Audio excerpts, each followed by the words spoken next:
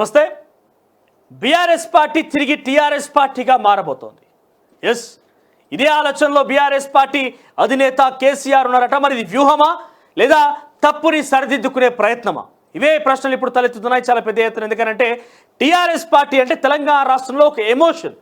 TRS అంటే ముఖ్యంగా గతంలో మనం కనుక పరిశీలిస్తే తెలంగాణ అంటేనే అది రాష్ట్రం కాదు, టీఆర్ఎస్ పార్టీ అనే తరహాలో పెద్ద ఎత్తున ప్రచారం కూడా జరిగేది. ఎందుకంటే ప్రజల ఎమోషన్ కనెక్ట్ అయిపోయారు.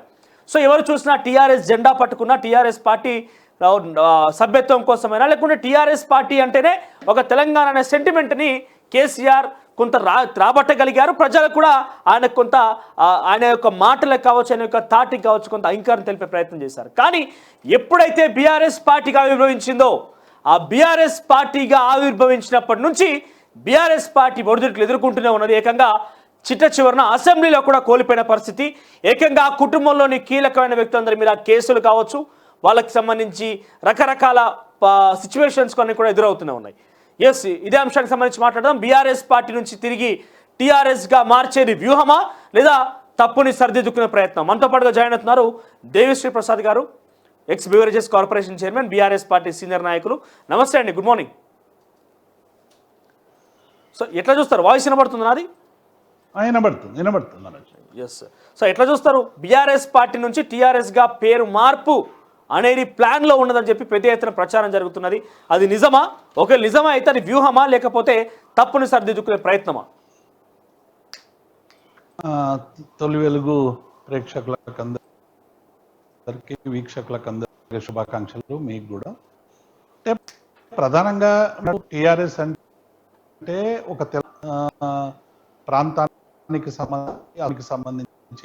సంబంధించినటువంటి ఒక పర్యాయ తెలంగాణ ఉద్భవించింది తెలంగాణ రాష్ట్ర సాధన కోసం. ఆనాడు 2001లో తెలంగాణ ఉన్నటువంటి పరిస్థితులు మనకందరికి కూడా తెలుసు. 2006లో తెలంగాణ రాష్ట్ర సమితి ఆవిర్భవించడానికి ప్రత్యేకటువంటి కారణాల్లో ప్రధానమైనది, ప్రముఖమైనది ఒకటి తెలంగాణ రాష్ట్ర సాధన. ఆనాడు ఉన్నటువంటి పాలకులు ఎవరు తెలంగాణ అన్నా, తెలంగాణ గురించి గొంతెత్తినా, తెలంగాణ గురించి మాట్లాడినా, తెలంగాణ పదం ఉచ్చరించినా వారిని వివిధ రకాలుగా నిర్బంధాలకు గురి చేసి అనేక మందిని అనేక రకాలుగా చేసినటువంటి సందర్భం తెలుసు. చివరికి అనేక మందిని ఎత్తుకెళ్ళి మాయం చేసినటువంటి ఘటనలు కూడా అనేకం చూసినాం. కాబట్టి అటువంటి సందర్భంలో ఒక సాహసోపేతమైనటువంటి నిర్ణయం, తెలంగాణ ప్రజల ఆకాంక్షల కోసం రాజీ లేని పోరాటం చేయాలి, తెలంగాణ రాష్ట్ర సాధన జరగాలంటే డెఫినెట్గా ఒక రాజకీయ పార్టీతో మాత్రమే సాధ్యమవుతుంది. ఎందుకంటే అనేక ప్రజా సంఘాలు మీరు చూసుకుంటే 1952 నుంచి 2014 రాష్ట్రం ఏర్పడేంత వరకు కూడా అనేక ప్రజా సంఘాలు, అనేక మంది కవులు, తెలంగాణ జనసభ, తెలంగాణ మహాసభ, అనేక పేర్ల మీద ప్రజా సంఘాలన్నీ కూడా ఒక పెద్ద ఎత్తున ఉవ్వెత్తున పోరాటం చేసి అనేక చిన్నప్పటికి కూడా సరైనటువంటి ఫలితాలు సాధించారు. తెలంగాణ భావజాలాన్ని విస్తరింపజేసారు. కానీ తెలంగాణ రాష్ట్ర సాధన అనేటువంటిది పార్లమెంట్లో ఆర్టికల్ 3 ద్వారా రావాల్సినటువంటి దాన్ని సాధించలేకపోయారు. అటువంటిలో ఒక రాజకీయ పార్టీ ఆనాడు తీసుకున్నటువంటి వల్ల అన్ని రాజకీయ పనుల అనివార్యతగా తెలంగాణ సాధించిన పాత్ర పోషించింది టీఆర్ఎస్ అనేటువంటి దానిలో ఎవరికి కూడా సందేహం అక్కర్లేదు. అట్లాగే మీరు అన్నట్టు తెలంగాణ మీరు అంటున్నారు ఎస్, డెఫినెట్ గా ఇన్ని సబ్బండ వర్గాలు కల్చర్ ని కాపాడుతూ వచ్చినాయి.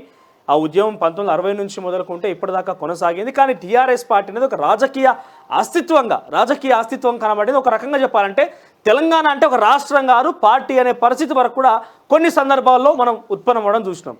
కానీ ఆ సెంటిమెంట్ ని పక్కన పెట్టే టీఆర్ఎస్ ని బీఆర్ఎస్ గా మార్చుకున్నారు. భారతదేశం మొత్తం వ్యాపిస్తామని చెప్పి ఉద్దేశంతోనే బీఆర్ఎస్ గా మార్చుకున్నారు. అది తిరిగి మళ్ళీ టీఆర్ఎస్ గా మళ్ళీ మారబోయే అవకాశం ఉన్నట్టుగా ప్రచారం జరుగుతుంది. అది నిజమా? మన ఒకటి ఏంటంటే తెలంగాణ రాష్ట్ర సాధన కోసం ఆ రోజు ఉన్నటువంటి ప్రధాన లక్ష్యం కోసం టీఆర్ఎస్ పార్టీ తెలంగాణ రాష్ట్ర సమితి అనేటువంటిది పెట్టి ఉద్యమించడం మీ అందరికి కూడా తెలుసు, అది చరిత్ర.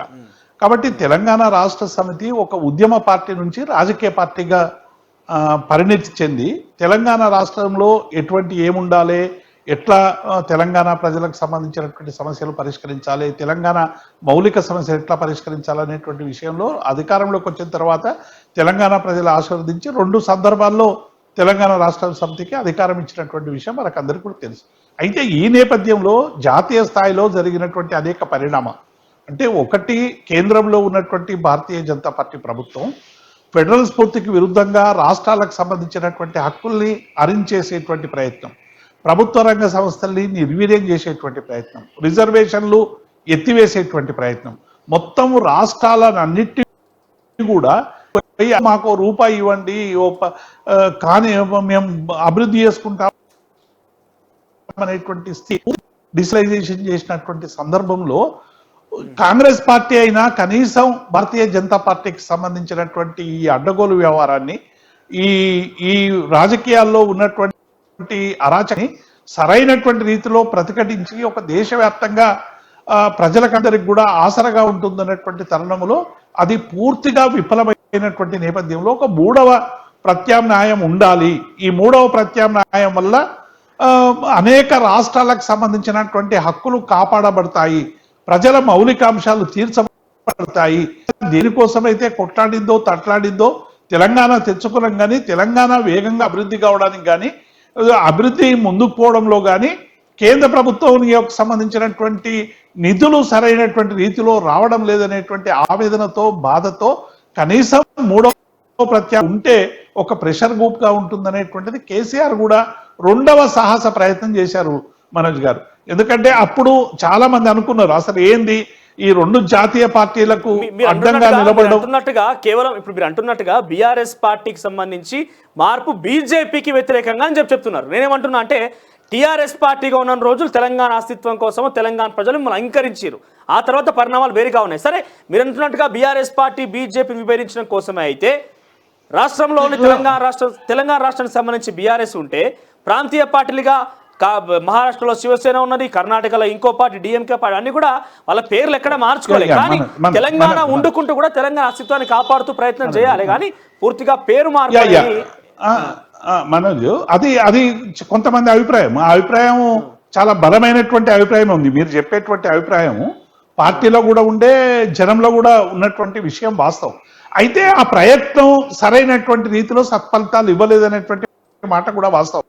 అనేక మంది పార్టీలని కేసీఆర్ గారు పోయి మహారాష్ట్ర కావచ్చు, ప్రాంతీయ పార్టీని అన్ని కూడా కలిసిండ్రు, అనేక రాజకీయ పార్టీలను కలిసినప్పటికి కూడా ఏదో ఒక దాని తప్ప మనం బతకలేము, మనం ఒక 3వ ప్రత్యామ్నాయం అనేటువంటిది అది కొద్ది ఇబ్బందికరమైనటువంటి పరిణామం అనేటువంటి పద్ధతిలో రకాలుగా అనేక రాజకీయ పార్టీలు ఒక్కొక్కరు ఒక్కొక్క కూటమికి చేరేటువంటి ప్రయత్నం చేశారు.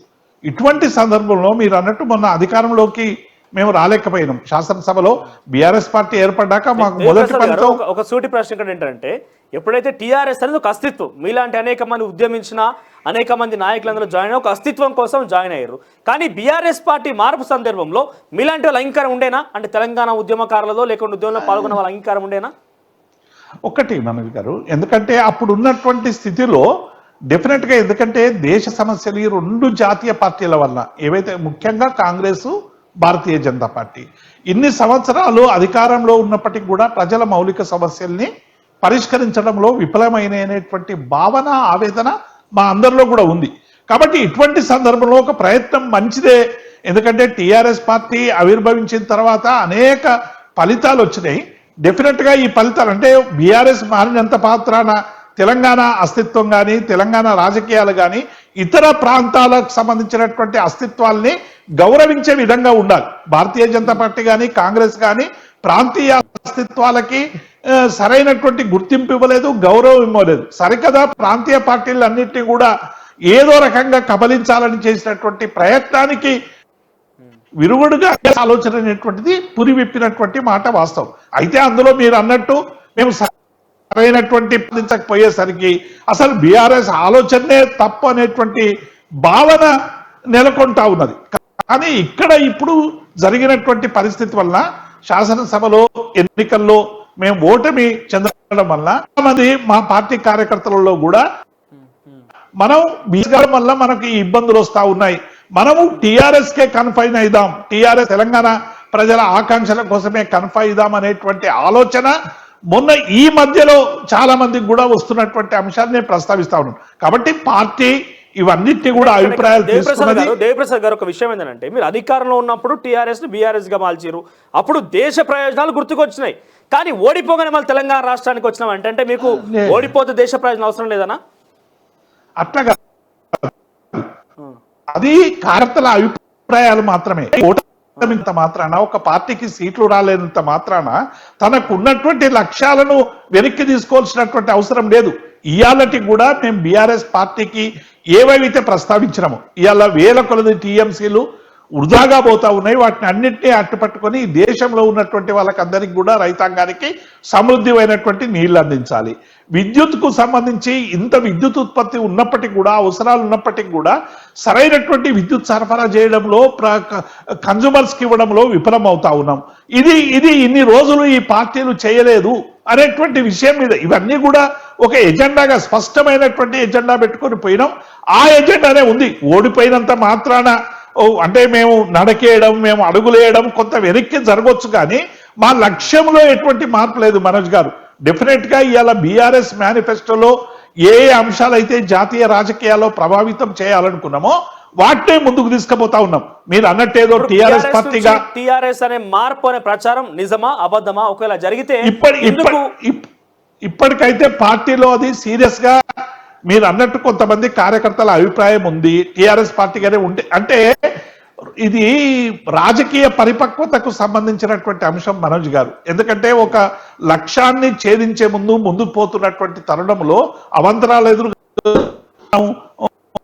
రకరకాలు చేసినా సరైనటువంటి సత్ఫలితాలు మనం అనుకున్న లక్ష్యము, గమ్యము తప్పు అనేటువంటి భావనకు గురి కావడం అనేటువంటిది ఒక్కొక్కసారి ఓటమి చెందిన తర్వాత వచ్చేటువంటి అది ఒక ఆలోచన తప్ప, ఇప్పటికి కూడా బీఆర్ఎస్ పార్టీలో రెండు రకాల అభిప్రాయాలు ఉన్నాయి. టీఆర్ఎస్ పార్టీగా మారితే బాగుండనేటువంటి అభిప్రాయం కొంతమందిలో ఉంది. బీఆర్ఎస్ పార్టీగా ఆల్రెడీ మనం ఎవాల్వ్ అయినాం, ఇట్లనే ఉందాం. తెలంగాణ రాష్ట్రంలో తెలంగాణ ప్రజల ఆకాంక్షల కోసం పనిచేస్తూనే తెలంగాణ ప్రజలకు అందించబడేటువంటి సౌకర్యాలు కావచ్చు, లేకుంటే మనం ఏదైతే రోల్ మోడల్ అనుకుంటున్నామో ఈ దేశానికి, దానికి సంబంధించినటువంటి ప్రచారం కూడా మనం చేయాల్సినటువంటి అవసరం ఉంది. రెండు జాతీయ పార్టీలకి బీఆర్ఎస్ పార్టీ పేరుతోని సక్సెస్ అయినామని అనుకుంటున్నారా? అంటే మేము బీఆర్ఎస్ పార్టీ లక్ష్యాలకు సంబంధించి కనీసం అడుగులైనా పడుతున్నాయా? దాని దిశగా అడుగులైనా కనబడుతున్నాయా? రాజు గారు, ఐజీఏ బీఆర్ఎస్ గా వి సక్సెస్డ్ లాట్.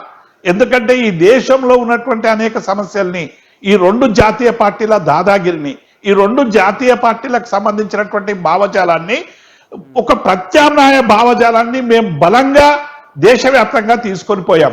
అయితే అది ఓట్ల రూపంలో రాలేకపోతే నిజంగానే ఇప్పుడు అందరు అనుకున్నట్టు సీట్లు, ఓట్లు అనేటువంటి లెక్కలేసుకుంటే డెఫినెట్ గా మేము విఫలమైనట్టే.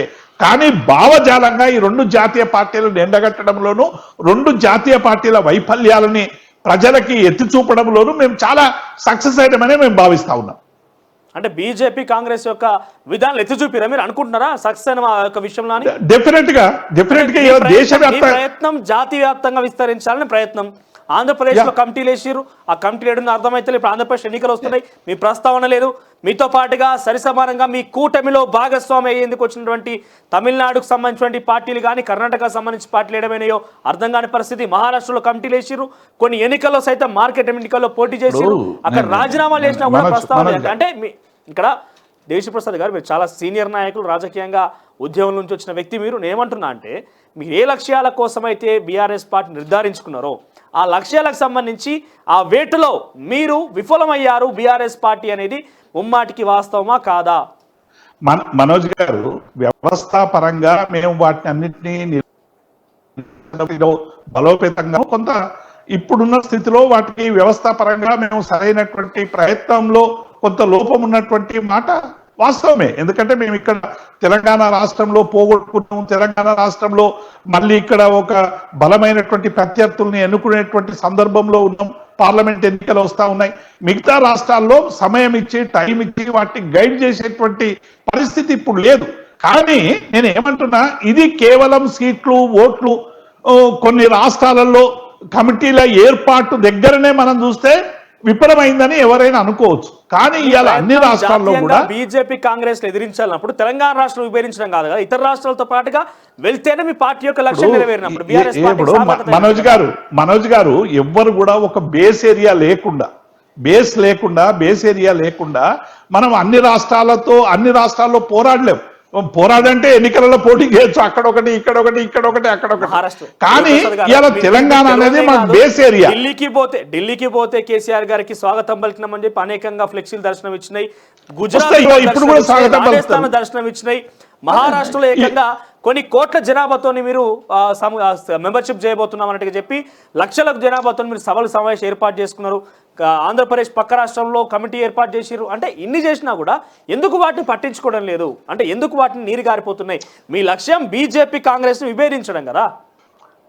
అంటే ఇప్పుడు ఒకటి తాత్కాలిక మాకు సంబంధించినటువంటి ఆటుపోట్లు ఎదుర్కోవడం వల్ల ఆ మిగతా స్టేట్లకు సంబంధించిన వాటి మీద ఒక సమర్థవంతమైనటువంటి పెట్టలేకపోవడం వల్ల మీకు ఇట్లా కనబడతా ఉంది.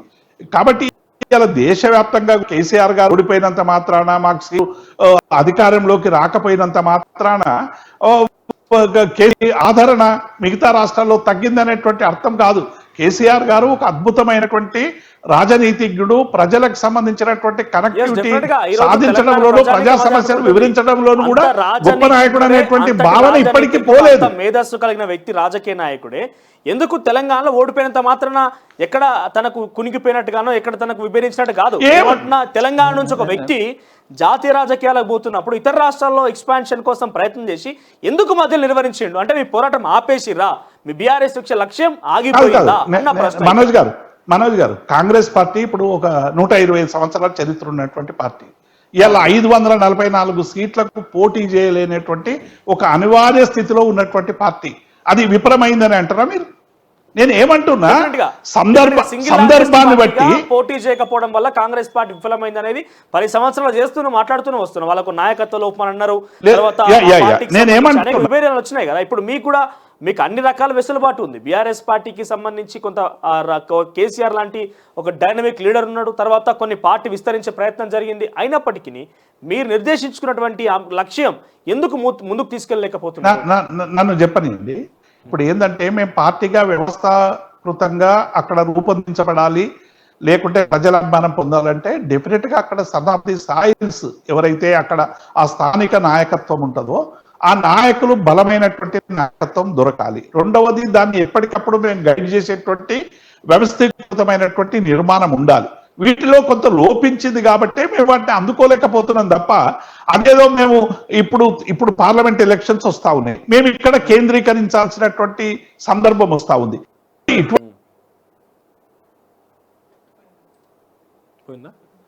కాస్త టెక్నికల్ సమస్య ఉంది, వీల్ బ్యాక్ మళ్ళీ ఒకసారి జాయిన్ అవుతారు ఆయన. సో కొంత అనుమానం ఏంటంటే, బీఆర్ఎస్ పార్టీ అనే ఒక పార్టీ ఆయన చెప్పినట్టుగా వచ్చిరా. మాట్లాడండి సార్, వినబడుతుంది, మాట్లాడండి. నేను ఏమంటున్నా అంటే, వ్యవస్థీకృతంగా ఇలా డెఫినెట్ గా మేము ఇక్కడ కేంద్రీకరించాల్సినటువంటి అవసరం పెరిగింది. ఎందుకంటే లోక్సభలో ఇలా 2 రాజకీయ పార్టీలు ఎదుర్కోవడానికి, ఒకటేమో 2 అధికారంలో ఉన్నటువంటి పార్టీలు, మేము అధికారంలో లేము. పైగా మేము చేసినటువంటి 10 ఏళ్లకు సంబంధించినటువంటి పరిపాలనకు సంబంధించి అనేక దళాల్లో రకరకాల భ్రమలు పెంచి అధికారంలోకి వచ్చినటువంటి సందర్భం. కాబట్టి ఇక్కడనే మేము తలమునుకలై పోతా ఉన్నాము.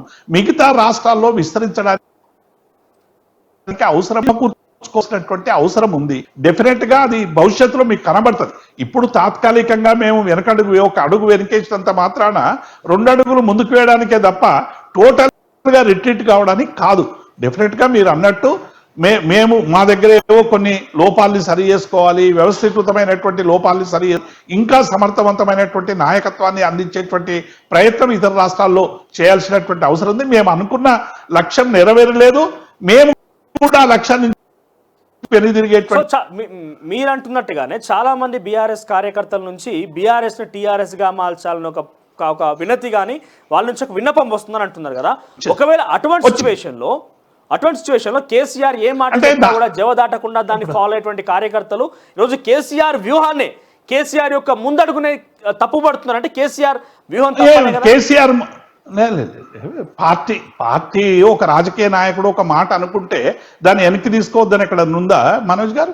అంటే ప్రజల ఆకాంక్షలు కార్యకర్తల ఆకాంక్షలే పార్టీ ఆకాంక్షలుగా ఉంటాయి. మా పార్టీ కార్యకర్తలు ఏదైనా గతంలో కేసీఆర్ కావచ్చు మా పార్టీ తీసుకున్నటువంటి నిర్ణయం ఏదైనా ఉంటే దాన్ని మేము మార్చుకున్నామంటే అదేదో వెనకడిగేసినట్టు మాకు సరిగ్గా ఇనలేదన్నట్ట. ఆయా సందర్భాల్లో ఆయా సామాజిక సందర్భాలను అనుసరించి డెఫినెట్ గా కొన్ని నిర్ణయాల్లో మార్పులు ఉంటాయి. రాజకీయ పార్టీ అంటే బైబిల్ లాగానో ఖురాన్ లాగానో ఒకే రకమైనటువంటి డెఫినెట్ గా ఎప్పటికప్పుడు మనం మార్చుకుంటూ రాజకీయాలకు పదును పెట్టుకుంటూ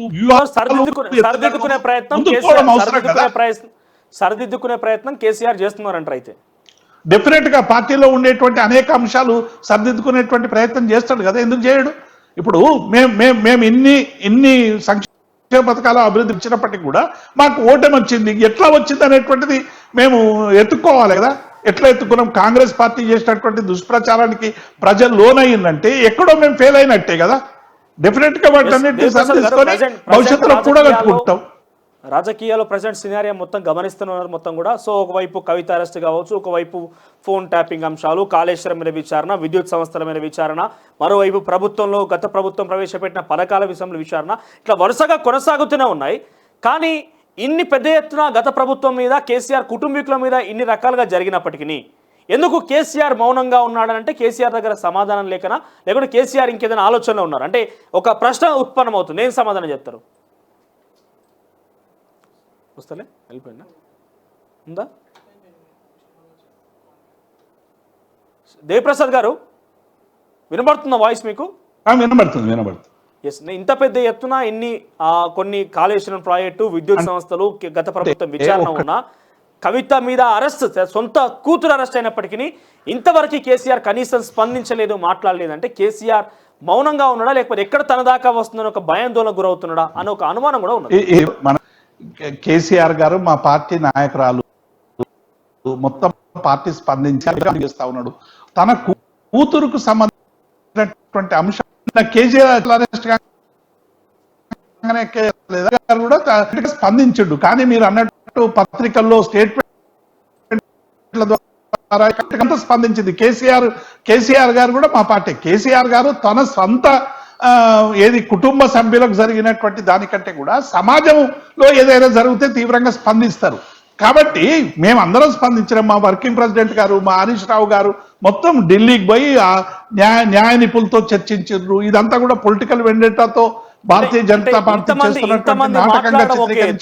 అందరికీ మార్గనిర్దేశకుడిగా అధినేతగా ఉన్న కేసీఆర్ ఏకంగా ఎవరో పార్టీ కార్యకర్తగా సొంత కూతురు అరెస్ట్ అయినా కూడా స్పందించకుండా కనీసం ఏదో ఒక కేజ్రీవాల్ గురించి మాట్లాడు, ఇన్ఫాక్ట్ కేజ్రీవాల్ గురించి మాట్లాడండి. కానీ కవితని వెనకేసినట్టుగా ఇక్కడ మాట్లాడిన దాఖలు ఇప్పుడు ఎవరైనా తన సొంత కుటుంబ సభ్యులు మనోజ్ గారు వేరే ఇప్పుడు ఏదైనా పార్టీ కార్యకర్త అయితే ఎంతైనా కేసీఆర్ గారు స్పందిస్తారు.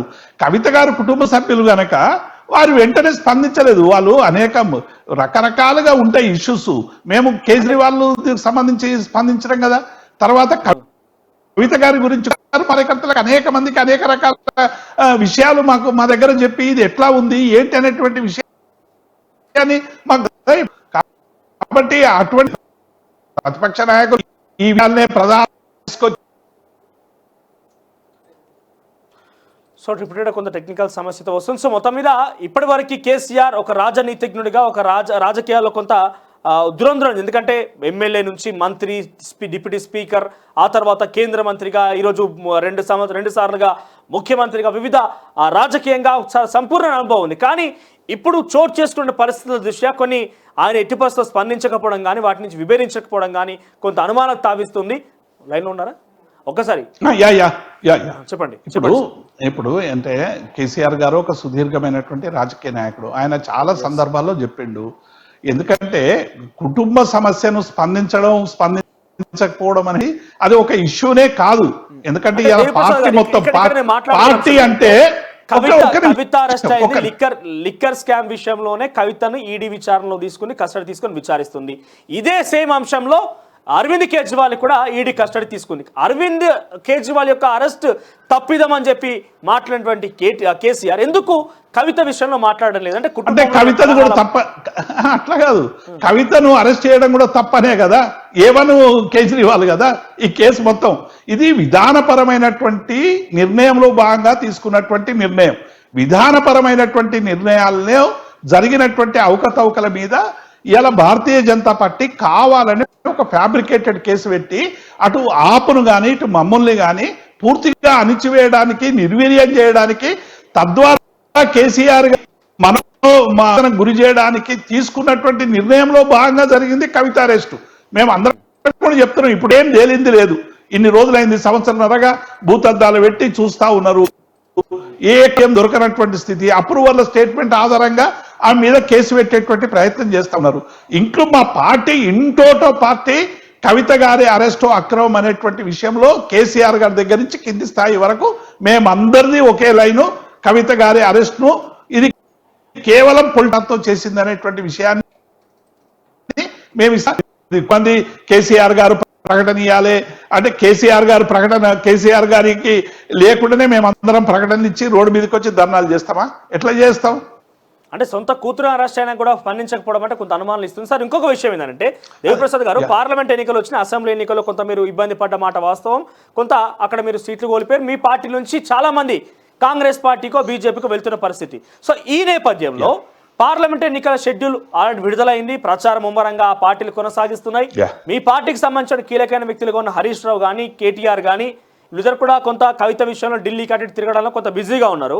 దీనికి తోడు కేసీఆర్ ఉన్నా కూడా కొంత అనారోగ్య కారణం కావచ్చు, ఇంతే ఇతరత్ర కారణమైనా కూడా ఫామ్ హౌస్కి పరిమితమయ్యారు. సో మీకు అంటూ వ్యూహం ఉన్నదా?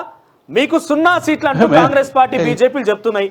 మీకు 0 సీట్లు అంటూ కూడా కాంగ్రెస్ బీజేపీలు చెప్తున్నాయి. మీ దగ్గర వ్యూహం ఉన్నదా? మా దగ్గర బ్రహ్మాండమైన వ్యూహం ఉన్నది. మేము ఫామ్ హౌస్లకు పరిమితం కాదు, రోజు నియోజకవర్గానికి సంబంధించినటువంటి సమీక్షలు జరుగుతూ ఉన్నాయి. శాసనసభ నియోజకవర్గాల్లో కూడా సమావేశాలు జరుగుతూ ఉన్నాయి. మీరు ఒక్కసారి పరిశీలించండి. అన్ని పార్లమెంట్ నియోజకవర్గాలకు సంబంధించినటువంటి, పార్లమెంటులో ఉన్నటువంటి కాన్స్టిట్యున్సీలకు సంబంధించినటువంటి సభలు జరుగుతూ ఉన్నాయి. ఆ సభలన్నీ బిజీగా ఉన్నాం. హరీష్ రావు గారు ఢిల్లీలో లేడు, వారు ఇక్కడే ఉన్నారు. కేటీఆర్ గారు కూడా ఇక్కడే ఉన్నారు. ఒక 4 రోజులు పోయినప్పటికీ కూడా ఇక్కడ జరిగేటువంటి కేసీఆర్ గారు అరెస్ట్తో కేసీఆర్ గారిని అడ్డుకట్ట వేద్దామనుకుంటే కేసీఆర్ గారు సమావేశాలు పెట్టి క్యాండిడేట్ డిక్లరేషన్ కూడా అయిపోయింది. టోటల్గా 17 స్థానాల్ని మేము ప్రకటించినటువంటి విషయం మీకు తెలుసు. 0 వస్తుంది అనుకునేటోళ్లకు డబుల్ డిజిట్స్తో సమాధానం చెప్తాం పార్లమెంట్ ఎన్నికల్లో. వాళ్ళు అనుకుంటున్నారు ఏమంటే ఇవాళ 2 జాతీయ పార్టీలు కలిసి డమ్మీ అభ్యర్థుల్ని పెట్టి పోలరైజ్ చేద్దాం బీఆర్ఎస్ వ్యతిరేకంగానే 2 పార్టీలు ఇవాళ ఏకమవుతా ఉన్నాయి, అటు కాంగ్రెస్ కానీ ఇటు బీజేపీ కానీ. కాబట్టి మేము ఏ పార్టీ డమ్మీ అభ్యర్థులను పెట్టింది? 2 పార్టీ, కాంగ్రెస్ పార్టీకి బీజేపీ ఇవాళ ఏం చేస్తా ఉంది? బీజేపీ బలంగా ఉన్న దగ్గర కాంగ్రెస్ డమ్మీ పెడతా ఉంది, కాంగ్రెస్ బలంగా ఉన్న దగ్గర బీజేపీ డమ్మీగా పెడతా ఉంది. 2 పార్టీలు కలిసి కూడబలుకొని ఇలా బీఆర్ఎస్ పార్టీని దెబ్బతీయడానికి అనేక రకాల ప్రయత్నాలు చేస్తా ఉన్నారు. మీరు అనౌన్స్ చేసే అభ్యర్థులు అందరూ గెలుస్తారా? పోటీ చేసే వాళ్ళు అందరు గెలుస్తారా? అన్ని పార్టీలో చేస్తే అన్ని పార్టీలో అన్ని స్థానాలు గెలుస్తారా? మేము కూడా ఒక రాజకీయ పార్టీగా అన్ని స్థానాల్లో పోటీ చేస్తా ఉన్నాం. మెజార్టీ సీట్లు సాధించడానికి ప్రయత్నం చేస్తా ఉన్నాం. అంతే తప్ప మేము పోటీ చేసిన ప్రతి స్థానం గెలుస్తామా? గెలవలేం కదా. డెఫినెట్ గా మేము మా ప్రయత్నాలు మేము చేస్తా ఉన్నాం. ఒక రాజకీయ పార్టీగా ఈ వైఫల్యాలని, బీజేపీ వైఫల్యాల్ని అట్లాగే కాంగ్రెస్ వైఫల్యాల్ని 2 ప్రజల వద్దకు తీసుకుపోతాం. ప్రజల్ని మెప్పించి కన్విన్స్ చేసేటువంటి ప్రయత్నం చేసి మెజార్టీ స్థానాలు సాధించడానికి ప్రయత్నం చేస్తాం ఒక రాజకీయ పార్టీగా. డెఫినెట్ గా మీరు చూడండి, లోక్సభ ఎన్నికల తర్వాత ఇలా కలలు కంటున్నటువంటి పార్టీలకు అన్నిటికి కూడా మమ్మల్ని 0 అన్నోళ్లకు సరైనటువంటి సీట్లతో సమాధానం చెప్తాం. రైట్, థ్యాంక్ యూ దేవిప్రసాద్ గారు, thank you for joining us. Overall గా బీఆర్ఎస్ పార్టీని తిరిగి టీఆర్ఎస్ గా మార్చబోతున్నారని ఒక ప్రయత్నం కూడా జరుగుతున్నట్టుగా పెద్ద ఎత్తున ప్రచారం జరుగుతుంది. మరోవైపు మనం మాట్లాడినట్టుగా దేవిప్రసాద్ గారు BRS party senior leader, X beverages corporation chairman కూడా, ఆయన మాట్లాడితే ఏమన్నారంటే డెఫినెట్ గా బీఆర్ఎస్ పార్టీ నుంచి టీఆర్ఎస్ గా మార్చాలని కార్యకర్తల నుంచి వినతి అయితే వస్తున్నటువంటి మాట వాస్తవం. గతంలో టీఆర్ఎస్ అంటే ఒక అస్తిత్వం, తెలంగాణ అంటేనే టీఆర్ఎస్ గా ఉండేది. కానీ ఇప్పుడు కొంత బీఆర్ఎస్ పార్టీగా మార్చిన తర్వాత మా వ్యూహాల్లో ఎక్కడైతే లోపం ఉందో వాటిని సరిదిద్దుకునే ప్రయత్నం చేస్తున్నట్టుగా చెప్తున్న నేపథ్యంలో డెఫినెట్ గా బీఆర్ఎస్ నుంచి టీఆర్ఎస్ గా మార్చే ఒక అవకాశం కనబడుతున్నది. అయితే బీఆర్ఎస్ యొక్క లక్ష్యాలు మనం చూసుకున్నా కూడా బీఆర్ఎస్ అంటే జాతీయంగా పోయేందుకు ప్రయత్నం చేసింది. అది బీఆర్ఎస్ గా అటు మహారాష్ట్రలో ఎక్స్పాన్షన్ కోసం ప్రయత్నం చేసింది, ఆంధ్రప్రదేశ్లో కమిటీ వేసి రాష్ట్ర అధ్యక్షుడు నియమించింది, రాజస్థాన్ పోయింది, పంజాబ్ పోయింది, ఢిల్లీ పోయింది. ఎక్కడ పోయినా కేసీఆర్కి సాదర స్వాగతాలు పలికినట్టుగా కొన్ని ఫ్లెక్సీలు దర్శనం ఇచ్చినాయి. కొన్ని చోట్ల ఆయన అభివృద్ధికి ఆయన ఏమంటారు కొన్ని సేవా కార్యక్రమాలు చేసేందుకు తెలంగాణ నిధులు కూడా సొంతంగా ఆయన వ్యక్తిగతంగా ప్రమోషన్ కోసం తెలంగాణ నిధులు కూడా ఇతర రాష్ట్రాల్లో ఖర్చు చేసిన అంశాలు కూడా అనేకంగా చూసినాం. మనం ఇతర రాష్ట్రాల్లో సేవా కార్యక్రమాలు కూడా చూసినాం. సో అయినప్పటికీ బీఆర్ఎస్ పార్టీ సొంత రాష్ట్రంలోనే ఓడిపోవడం చూసినాం. సో ఇప్పుడు బీఆర్ఎస్ పార్టీ జాతీయంగా పోవాలనే ఒక అంశాన్ని నిర్దేశించుకున్నప్పటికీ కేవలం రాష్ట్రం వరకే పరిమితమై రాష్ట్రంలోనే పోటీలో ఉన్నది. ఎక్కడ కూడా 80% ప్రకటించే అవకాశం కానీ బీఆర్ఎస్ పార్టీ పోటీలో అవకాశం లేదు. సో ఈ యొక్క ఏ ఒక్క లక్ష్యం కోసం అయితే బీఆర్ఎస్ పార్టీని వాళ్ళు ఏర్పాటు చేసుకున్నారో, బీఆర్ఎస్ పార్టీగా పేరు మార్చిరో, ఆ లక్ష్యం అనేది ఇక్కడ ఒక విఫలమవడంతో తిరిగి టీఆర్ఎస్గా వీళ్ళైన తెలంగాణ రాష్ట్రంలో తమ అస్తిత్వాన్ని ఏ అస్తిత్వం అయితే టీఆర్ఎస్ పార్టీ కాపాడుతుంది అనుకున్నారో ఆ అస్తిత్వం నుంచి బయటకు వచ్చింది కాబట్టి తిరిగి తమ వ్యక్తిపరంగా వాళ్ళ అస్తిత్వం కాపాడుకోవాలని అదే టీఆర్ఎస్ అనే నినాదాన్ని మళ్ళీ ఎత్తుకోవాలి. కాబట్టి టీఆర్ఎస్గా మార్చేటువంటి ప్రయత్నం కల్వకుంట్ల చంద్రశేఖరరావు చేస్తున్నట్టుగా ప్రచారం జరుగుతుంది. చూద్దాం మరి ఎంత మేరకు టీఆర్ఎస్ అయినా బీఆర్ఎస్ అయినా ఈ 5 సంవత్సరాలు అయితే డెఫినెట్గా వాళ్ళ అధికారంలోకి వచ్చే అవకాశం లేదు. ఆ తదుపరి 5 సంవత్సరాల్లో ఎటువంటి పరిణామాలు ఉంటాయి, అసలు రానున్నటువంటి పార్లమెంట్ ఎన్నికల్లో కూడా పెద్ద ఎత్తున వాళ్ళ అభ్యర్థుల ప్రకటన చూసినా వాళ్ళ యొక్క తీరు చూసినా కూడా కొంత తగ్గుముఖం పట్టే అవకాశం, డెఫినెట్గా కొంత ఇబ్బందికర వాతావరణం ఉందని చెప్పాలి బీఆర్ఎస్ పార్టీకి. మరి రాను రోజుల్లో బీఆర్ఎస్ పార్టీ టీఆర్ఎస్గే మారిస్తే ఇది కేసీఆర్ యొక్క వైఫల్యం అని చెప్పాలి. ఎందుకంటే బీఆర్ఎస్ యొక్క లక్ష్యాలని ముందుకు తీసుకెళ్లలేకనే కార్యకర్తల ఒత్తిడితో టీఆర్ఎస్గా మార్చేటువంటి ప్రయత్నం ముమ్మరంగా కొనసాగుతున్న నేపథ్యంలో ఇది వ్యూహమా లేదా తప్పుని సరిదిద్దుకునే ప్రయత్నమా అనేది మాత్రం చాలా స్పష్టంగా మనకు కనబడుతుంది. చూద్దాం మరి ఏం జరగబోతుంది రానున్న రోజుల్లో అనేది.